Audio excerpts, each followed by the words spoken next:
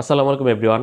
আগেই জানিয়েছিলাম আসন্ন বিপিএলে রংপুর রাইডার্স বেশ অনেকজন ক্রিকেটারের সাথে প্রবাবলি অন্যান্য দলগুলোর চেয়ে সবচাইতে বেশি বিদেশি ক্রিকেটারের সাথে তারা যোগাযোগ করে রেখেছে, যার মধ্যে থেকে অলরেডি তারা নিলামের আগে দুইজন ক্রিকেটার সোফিয়ান মুকিম এবং খাজান আফের নাম ঘোষণা করেছিল। তারপর নিলামের পর তারা ক্যারিবীয় allrounder Kyle Myers, Pakistani pace allrounder Fahim Ashraf এবং পাকিস্তানি স্পিন অলরাউন্ডার ইফতেখার আহমেদের নাম তারা ঘোষণা করেছে। আর নিলামের দুইজন ক্রিকেটারকে যদি যোগ করি, এমিলিও গে এবং মোহাম্মদ আখলাক, তাহলে মোট 7জন ক্রিকেটারের নাম তারা এখন ঘোষণা অলরেডি করেছে। অষ্টম বিদেশি ক্রিকেটার হিসেবে তারা আজই ঘোষণা করেছে ইংলিশ টপ অর্ডার ব্যাটার 38 বছর বয়সী দাউদ মালানের নাম। দাউদ মালান গত আসরে ফরচুন বরিশালের হয়ে দুর্দান্ত পারফর্ম করলেও গত আসরে ফরচুন বরিশালের সাথে তার কিছুটা তো কনফ্লিক্ট হয়েছিল। সেটা হচ্ছে তাকে পুরো সিজনের কথা বলে এনে তাকে বসিয়ে কাইল মেয়ার্সকে টানা 5 ম্যাচ খেলানোতে সে যে পরের আসরে যে ফরচুন বরিশাল খেলবে না সেটা কিন্তু অনিমেয় ছিল। বেশ অনেক মাস আগে আমরা জানতাম দাউদ মালান খেলবে রংপুর রাইডার্সের হয়ে, তবে অফিসিয়াল ঘোষণাটা এসেছে আজকে। রংপুর রাইডার্স অফিসিয়ালি ফেসবুক পেজে বিষয়টা জানিয়েছে।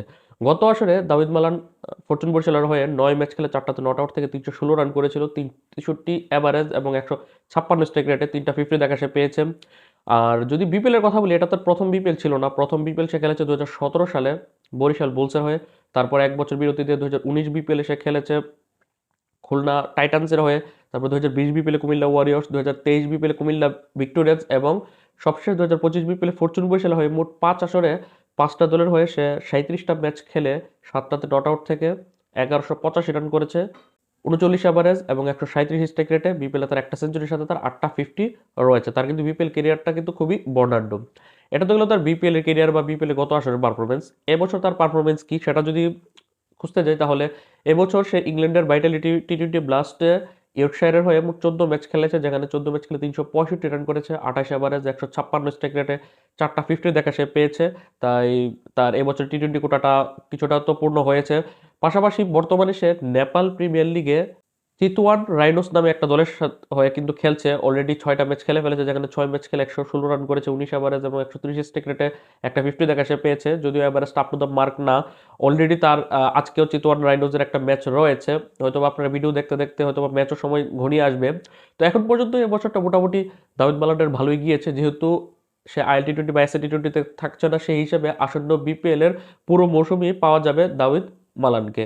তো এই ছিল রংপুর রাইডার্সের অষ্টম বিদেশি ক্রিকেটার এবং ডিরেক্ট সাইনিং এর ষষ্ঠ বিদেশি ক্রিকেটার, কারণ তারা অলরেডি মাত্র নিলামের আগে দুইজন খাজানাফে তারপর সোফিয়ান মুকিমের নাম ঘোষণা করেছে। নিলামের পর তারা দুই পাকিস্তানি ফাহিম আশরাফ এবং ইফতেখার আহমেদের নাম ঘোষণা করেছে এবং ক্যারিবীয় অলরাউন্ডার কাইল মার্সের নাম ঘোষণা করেছে। 5টা ডিরেক্ট সাইনিং। এখন ষষ্ঠ বিদেশ ডিরেক্ট সাইনিং হচ্ছে এই দাউদ মালান।